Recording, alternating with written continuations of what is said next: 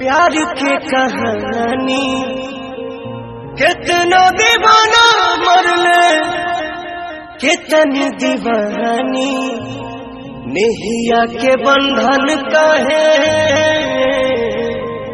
जोड़ के तू रौला हो हंसत जिंदगी में कहे आगिया लगा।